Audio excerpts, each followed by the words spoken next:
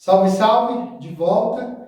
Então, baseado naquela construção anterior sobre o que vem antes da Umbanda, e olha o caminho.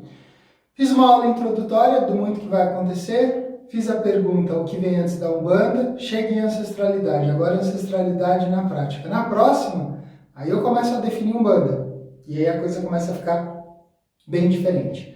Então, o que vai acontecer? Aqui eu vou só dar uma demonstração simples do que vai ser usado, mas aí na sequência, nessa aula mesmo, eu vou te mostrar como eu faço isso na prática e como isso vem antes de absolutamente todas as outras coisas. Então, por exemplo, a minha rotina de manhã, eu acordo, eu falo com o meu ori, né, eu falo com a minha cabeça, com a minha coroa, porque tudo que tem espiritualmente na minha vida, ou ela aceita ou ela não aceita. A gente vai chegar nessa parte.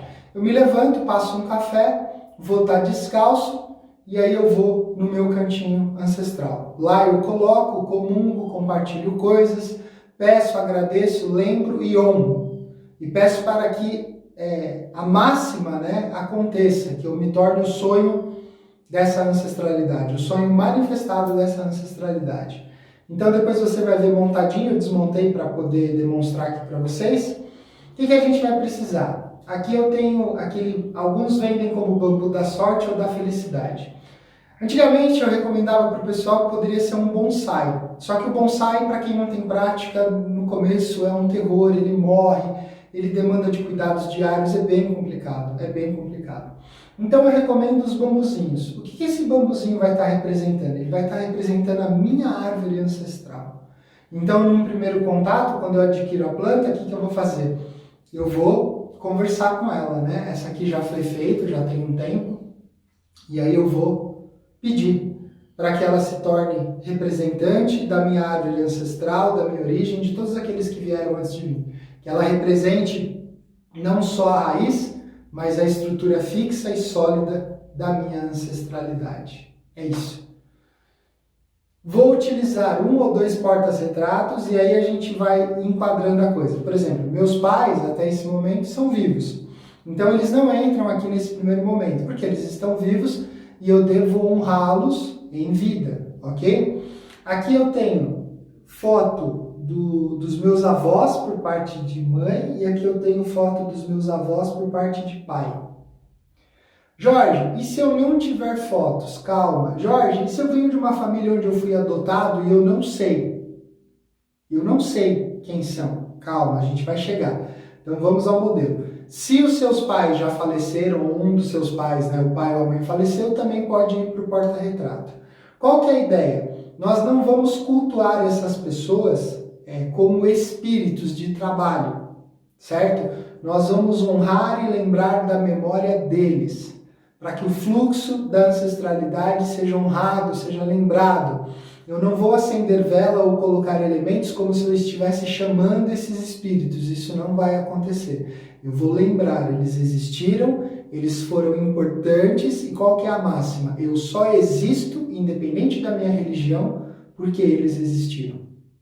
Vou fazer isso com uma vela, e se for o seu caso, você não tem foto de pai, de bisavô, avô, tataravô, você vai utilizar as pedrinhas. Você pode montar do mesmo jeito e pôr uma pedrinha representando cada casal. Pai, mãe, avô e avó, bisavô, bisavó, tataravô, origem. Tem um exercício que eu vou passar depois, que é uma estrutura para treinar isso também. Mas a princípio, o que você vai precisar, e aí na sequência eu passo uma relação para vocês, de bebidas, vela sempre branca, pode alternar também, mas sempre branca.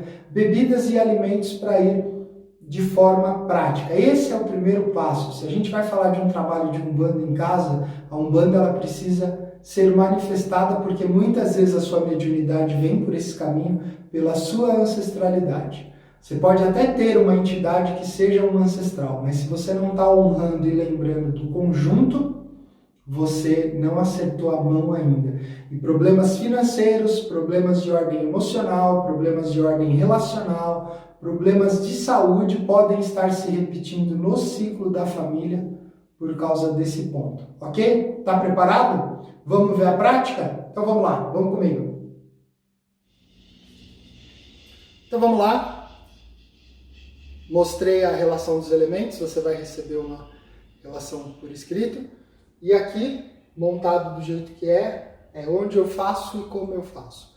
Então isso começa pela manhã, geralmente já lavei o rosto, lavei mãos, lavei braços, não estou de branco de manhã, estou com a roupa que eu utilizei normal. E o que eu faço?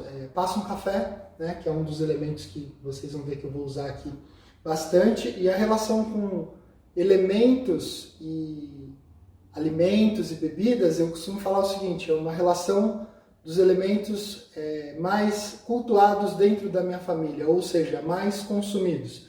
Então eu sempre coloco café, geralmente eu coloco um tipo de doce ou um tipo de salgado, às vezes coloco um tipo de bebida alcoólica também. Lembrando de novo, eu não estou fazendo isso para chamar espíritos de pessoas que partiram. Eu estou fazendo isso para honrar essa memória, lembrar essas memórias e principalmente para quebrar o padrão de repetição de coisas ruins ou não boas que aconteceram nesse ciclo, da origem para frente. Então vamos lá, vamos fazer isso de forma prática. Então, rosto lavado, estou descalço, já passei o café. Primeira coisa que eu venho aqui, geralmente eu já trago o café na xícara, esse está fresquinho, acabei de passar. Não importa a ordem de onde estão os elementos, ok? Então coloco também um pouco de aguardente. Esses elementos geralmente têm a dúvida, né? Eu posso compartilhar? Pode, principalmente durante. Então eu poderia dar uma bicada no café, uma bicadinha na aguardente, não tem problema. E aí coloco lá um ou dois chocolate. Chocolate, quando você oferta a sua ancestralidade, você está ofertando você também, né? Você também está alimentando aí você. E eu trouxe aqui também um pedacinho de gibi, né? Doce de amendoim. Aí esse aqui eu vou pôr um pedacinho porque eu vou compartilhar ali na hora, ok? Então coloco. Aí vou colocar uma vela. Só tomar cuidado, né? Não ponha fogo na sua árvore ancestral. Essa aqui eu já pus fogo nela 2 vezes, não faça isso. E aqui.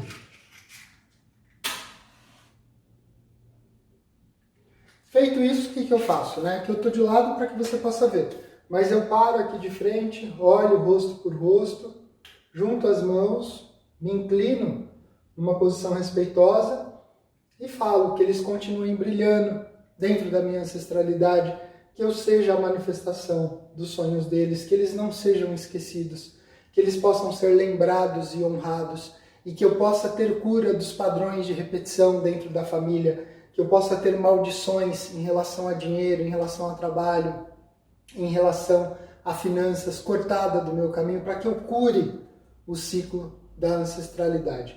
Aí eu posso vir aqui, como um pedacinho, paro um pouco aqui, agradeço novamente. Se quiser colocar a cabeça no chão, ok, não tem necessidade.